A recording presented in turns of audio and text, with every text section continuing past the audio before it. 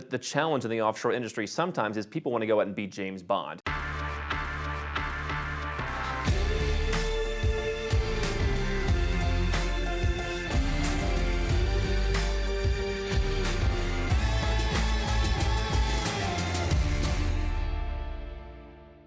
Susan wrote, someone wants to set me up with a Nevis IBC and corporate bank account for a fee of $2,495 USD. Now I'm skeptical. What should I do? Yeah, I mean, here's the challenge in the offshore world. It's what I tell almost everyone I talk to. If you're going to be successful doing this stuff, you need to figure out what's your end goal, what do you want to accomplish, and what's the path to get there? You know, what's our recipe, okay? And so if the goal, you know, if the recipe is chocolate chip cookies, adding avocado to that recipe is not going to help us. And so what too many people are focused on is let me sell you a Nevis IBC, let me sell you a Belize bank account to go with it. I'll talk about that specifically in a moment. This is like old school, features and benefits selling. Nevis IBC has the creditors have to put up a deposit before they can sue you. That's cool. It's funny. In 4 years of working with hundreds of folks, I don't think I've had a single person who's even been threatened with a lawsuit, or at least of any consequence. I mean, other than something dumb. I think the challenge in the offshore industry sometimes is people want to go out and be James Bond. And I remember, when I first started looking at this stuff, there's this definite James Bond aspect to it. It was like, yeah, that'd be really cool. I'm gonna have my fortress. You know what? Having a company, in Hong Kong or somewhere else, the average person's probably not gonna go there and sue you either. I'm not saying that, some people may not have a legitimate need for that, but I'm saying that, this features and benefits selling where they highlight one or two key benefits of a Nevis company, I think is antiquated because it's not getting you to the end goal. What is your end goal? If your goal is the asset protection, then maybe that works for you.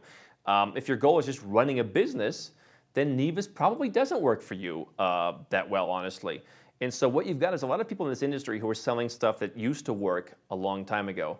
Banking in Belize, quite frankly, I mean, there are a couple banks there that are interesting, but it's so overprescribed. And again, is it helping you accomplish your goals? I can tell you this: if I had one offshore company and I had $1 million in there, I wouldn't keep $1 million in my Belize bank account. And so, listen, there's a lot of guys in Belize who sell Belize. That's what they do. It's a traditional offshore haven. There's guys down there. They just Belize, Belize, Belize, Belize. Hey, I've got Belize. What about this? Belize. And the same thing for Nevis.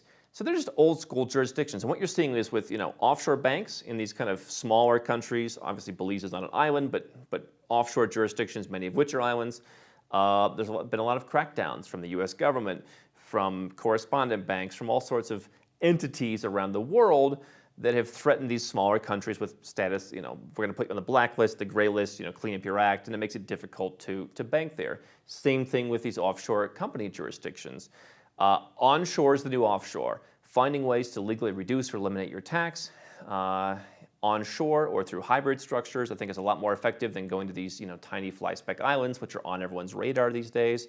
Banking in traditional offshore havens. Generally, for the average person, the 7- and 8-figure entrepreneur and investor that we talk to, it's just not as effective. And so the last thing I would say is $2,495. I can tell you this: if you come to me, nothing ends in 95. Like we're not trying to hide like it's $2,500.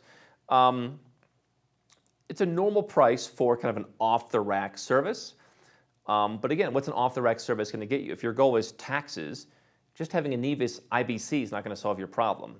This is the big thing.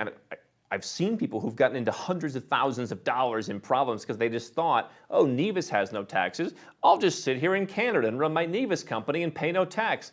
No, there's much bigger issues in Canada. If you're going to leave Canada, that has to be dealt with. So I think this whole world of putting a sticker price on something, like if we're selling a car and like we're pointing out, look at the power steering, look at the automatic windows, look at the door locks.